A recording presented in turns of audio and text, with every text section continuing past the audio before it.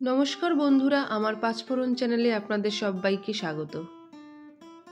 শীতের মরশুম পড়তে না পড়তেই বাজারে আমলকি উঠেছে।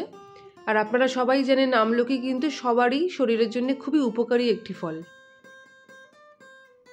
আমলকি হজমেও কিন্তু খুব ভালো সাহায্য করে। তাই আমি আজ নিয়ে এসেছি আমলকিরই একটা খুব সহজ পদ্ধতিতে করা মোরব্বার রেসিপি। যারা আমলকি পছন্দ করে না তাদেরকেও যদি এরমভাবে মোরব্বা করে দেওয়া যায় তাহলে কিন্তু তারাও চেটেপুটে খাবে। তো চলুন দেখে নেওয়া যাক আমলকির মোরব্বা। আমি এখানে 6-7টা আমলকি নিয়ে নিয়েছি। আমলকিগুলোকে খুব ভালো করে ধুয়ে নিয়েছি। ধুয়ে একটা কাঁটা চামচের সাহায্যে যতটা সম্ভব বেশি ছিদ্র করার ততটা সম্ভব আমি ছিদ্র করে নিচ্ছি। অবশ্যই খেয়াল রাখবেন খুব ভালো করে ছিদ্র করতে হবে। যত বেশি ছিদ্র করবেন তত বেশি কিন্তু মোরব্বা সফট হবে এবং খেতেও ভালো হবে। আমি প্রত্যেক কটা আমলকি এইভাবেই আমি ছিদ্র করে নিলাম কাঁটা চামচের সাহায্যে।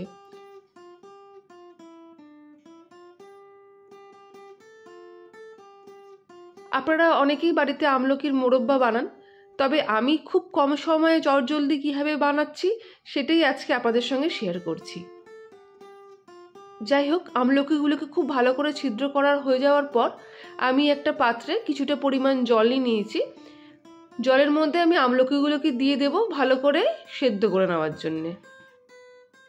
এক্ষেত্রে বলে রাখি আমলকিগুলোকে কিন্তু ফুল বয়েল করার দরকার নেই। মোটামুটি 50 থেকে 60% বয়েল হলেই কিন্তু এটা হবে। 50 থেকে 60% আমার বয়েল হয়ে গেছে। এবার আমি আমলকিগুলোকে আলাদা একটা পাত্রে আমি তুলে রাখলাম। অন্যদিকে একটি শুকনো কড়াইতে আমি নিয়ে নিচ্ছি 100 গ্রাম চিনি। 6-7টা আমলকির জন্য কিন্তু 100 গ্রাম চিনি লাগবে, তবে আপনারা যদি ইচ্ছা করেন চিনির পরিমাণ বাড়াতে পারেন। 100 গ্রাম চিনির সঙ্গে এখানে আমি দিয়ে দিচ্ছি 1/4 কাপ মতন জল।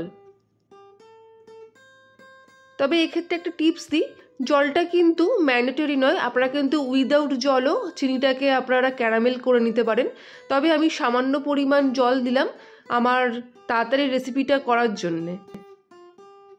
গ্যাসের ফ্লেম মিডিয়াম টু লো রাখতে হবে। দেখতেই পাচ্ছেন আমার চিনি সমেত জলটা ফুটে উঠেছে। চিনিটা যতটা গলছে ততটাই কিন্তু এই জলের পরিমাণটাও বাড়ছে।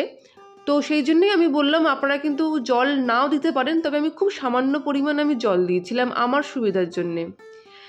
খানিকটা চিনি গলে যাওয়ার পর আমি এর মধ্যে দিয়ে দিচ্ছি 1/2 কম চামচ এলাচ গুঁড়ো, 1/2 কম চামচ আদা বাটা। এলাচ গুঁড়ো আদা বাটা খুব ভালো করে এই চিনির যে রস আছে ভালো করে মিশিয়ে দিতে হবে। দিয়ে দিলাম 1/2 কম চামচ গোলমরিচ গুঁড়ো।